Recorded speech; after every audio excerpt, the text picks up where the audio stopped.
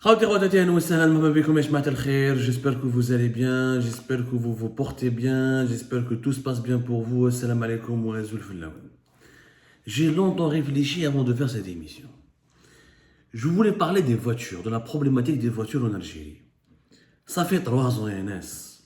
Wallah, c'est du jamais vu. Wallah, ya jama'at al-khair. Croyez-moi, c'est du jamais vu.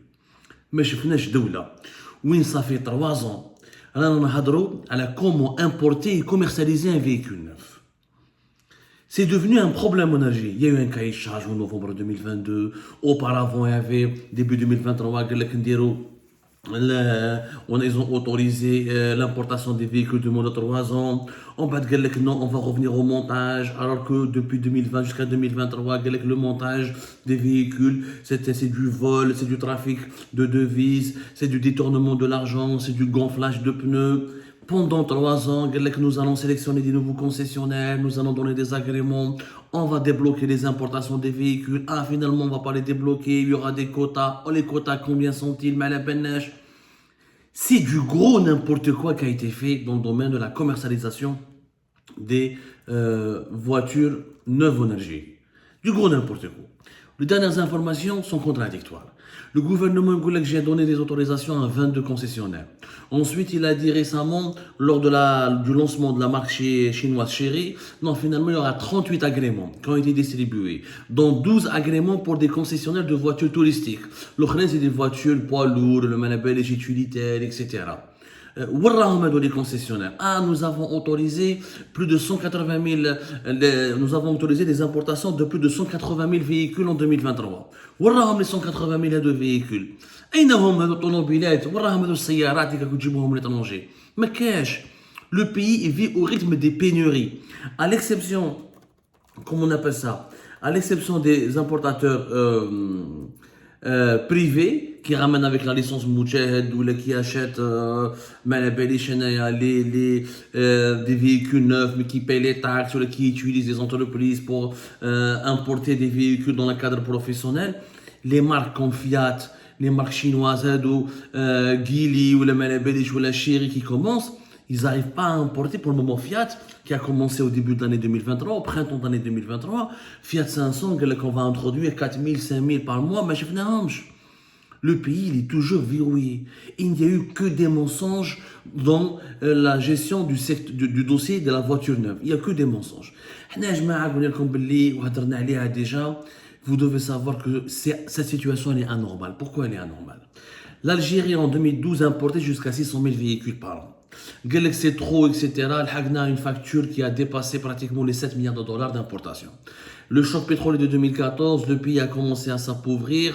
À partir de 2016, le gouvernement algérien a j'arrête l'importation des voitures, ça me coûte cher, c'est beaucoup d'argent, beaucoup de trafic de devises, il y a eu des surfacturations, des concessionnaires qui ne sont pas honnêtes, qui s'entendent avec les marques étrangères pour surfacturer, pour trafiquer les factures. Ok.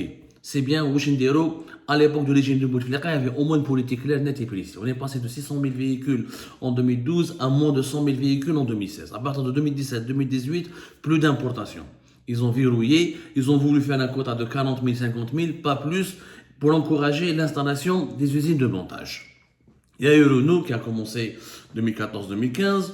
Ensuite, il y a eu Hyundai qui a commencé 2016. Ensuite, il y a eu, comment ça s'appelle Kia à partir de 2018. Ensuite, il y a eu Sovac aussi, Sovac avec Volkswagen et les marques du groupe Volkswagen, Seat, etc.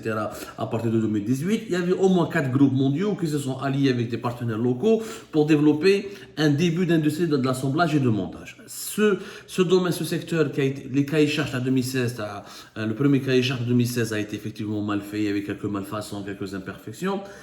Ça a profité aux jaloux, aux envieux, aux personnes qui veulent que du mal au pays, c'est-à-dire à ces esprits qui font que critiquer, dire du mal, diaboliser tout ce qui est, toute initiative positive, on lui trouve que des défauts sans rien, je dis bien, sans rien proposer de sérieux. Regardez, c'est beau, le montage, c'est le gonflage des pneus. Vous proposez quoi, vous? Rien, personne n'a rien proposé. صارت يا جماعة حبسوا المونتاج et l'assemblage après la crise politique de 2019.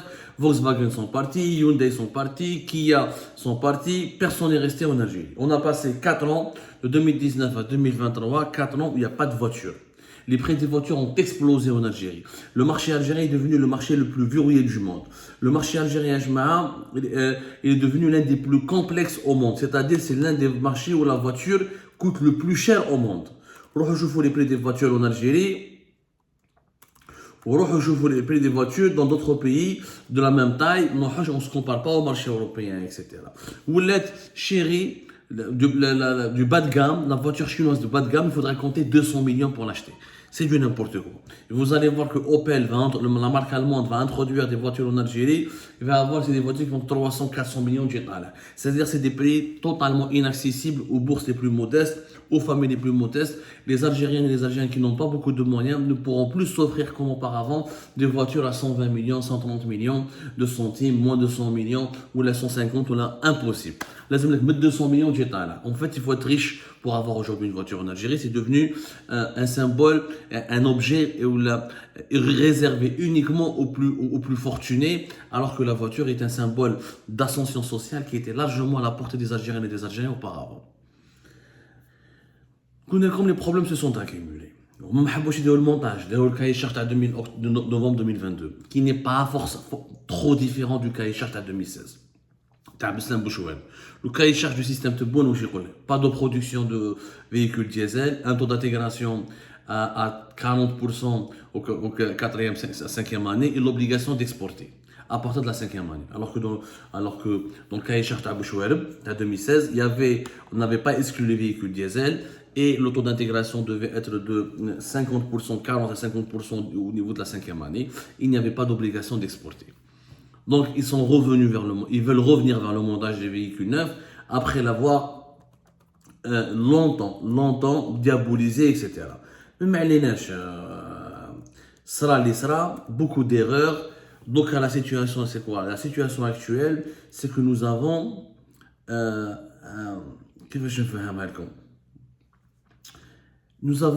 une situation ubuesque. Pas de voitures, pénurie des voitures, celles qui rentrent en Algérie coûtent très très cher, des prix inaccessibles, ou khaltouha, dalouna une tchèque-tchouka. Les cahiers de charges en novembre 2022 sont trop difficiles. Très peu d'opérateurs privés peuvent devenir de véritables concessionnaires et importer des voitures. Les voitures déjà coûtent cher depuis la pandémie de la Covid-19 et depuis la crise énergétique qui a généré une augmentation des prix de tous les composants nécessaires à l'industrie automobile depuis le début de la guerre en Ukraine en février 2022. Donc nous sommes dans un contexte mondial très compliqué avec un contexte local qui est irrationnel, instable. Irrationnel. Mais 2019-2023, on a géré ce dossier avec du n'importe quoi. Juste le régime algérien ne voulait pas dépenser des devises, il voulait économiser ses devises, il voulait renflouer les réserves de change. Il a dit, moi, les corps constitués, la police, etc., l'État a continué d'importer des voitures. Il n'a jamais d'ailleurs voulu rendre public les véritables chiffres de l'importation des voitures auprès de l'armée, au profit de l'armée, de la gendarmerie, ou de la police, ou des corps constitués, où les voitures, le parc automobile de l'État algérien ne fait l'objet d'aucune transparence, alors qu'il augmente au niveau de sa taille, au niveau de sa valeur, où ils ont autorisé quelques importateurs, Fiat, quelques Chinois, etc., pour qu'ils un quota à 150 000 véhicules pour ne pas dépenser trop d'argent. Le perdant, c'est le citoyen algérien. La politique, elle est irrationnelle. Moi, je ne vais pas vous faire une émission parce qu'on l'a déjà dit que c'est une politique irrationnelle, absurde, et c'est de la grande bêtise. Ce que fait le régime Tebboune dans le dossier de la voiture neuve. Le plus logique aurait été que chacun achète avec ce qu'il peut et qu'on libéralise le marché et qu'on puisse importer des véhicules dans les règles de l'art, dans une certaine limite, mais avec la liberté d'acheter.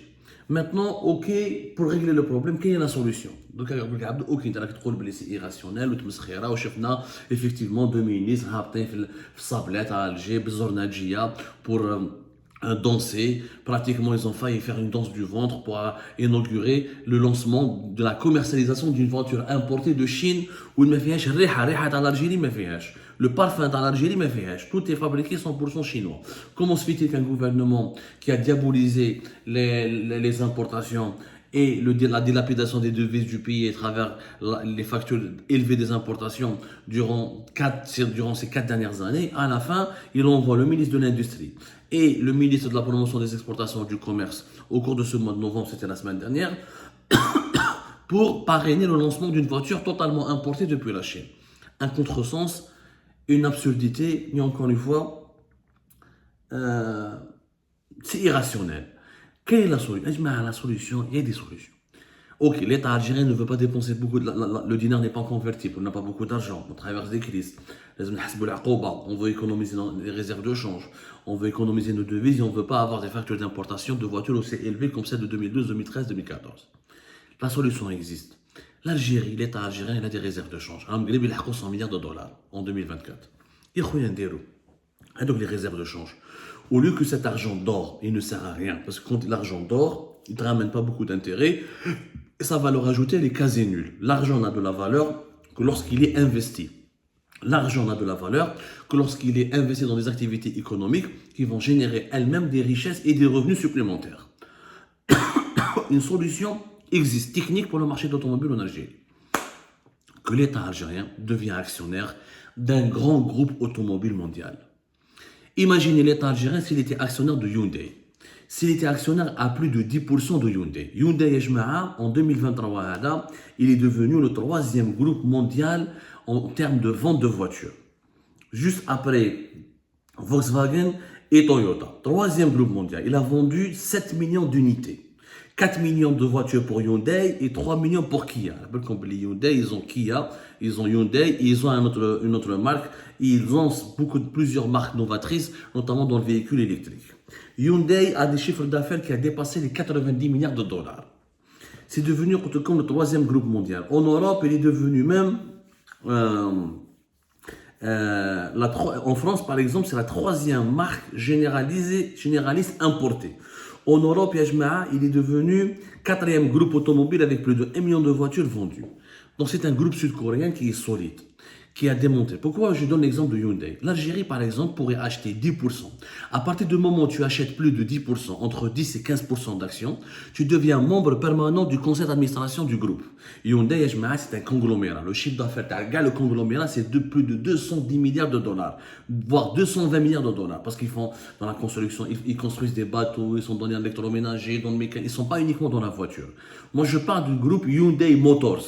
Et dans la filiale automobile du groupe Hyundai. Si l'Algérie devenait actionnaire de 10 à 15%, en investissant 10, même 15 milliards de dollars, mes chers Sarah, en devenant actionnaire important d'un grand groupe qui est Hyundai, on va traiter avec eux, on va les contraindre de venir en Algérie, de s'installer en Algérie, d'installer eux-mêmes leurs propres usines et de transférer réellement de la technologie et d'envoyer leurs ingénieurs et de créer une véritable industrie locale qui profitera à l'Algérie. Hyundai pourrait assembler, monter et ensuite fabriquer, produire. Quand tu es actionnaire et quand tu injectes de l'argent dans le groupe, dans les comptes, dans la trésorerie de Hyundai, Hyundai se sera obligé de satisfaire l'un de ses actionnaires principaux en investissant dans ce pays-là, en développant de véritables technologies. Hyundai est en train de conquérir beaucoup de nouvelles parts de marché en Europe. L'Algérie, c'est à côté. On est à une demi-heure des côtes européennes, je parle des côtes espagnoles du sud de l'Espagne. On peut créer des usines, notamment dans le véhicule électrique. L'énergie en Algérie n'est pas faible, son coût est très faible. Hyundai n'aura pas besoin de dépenser beaucoup d'argent pour l'électricité, le gaz, parce que nous avons du gaz et 99% de notre électricité, elle est produite à partir du gaz. Donc on peut facilement offrir des coûts de production très faibles. La main-d'œuvre algérienne, elle est beaucoup moins payée, ses salaires sont beaucoup plus faibles que les salaires dans l'Europe de l'Est ou là, les employés européens.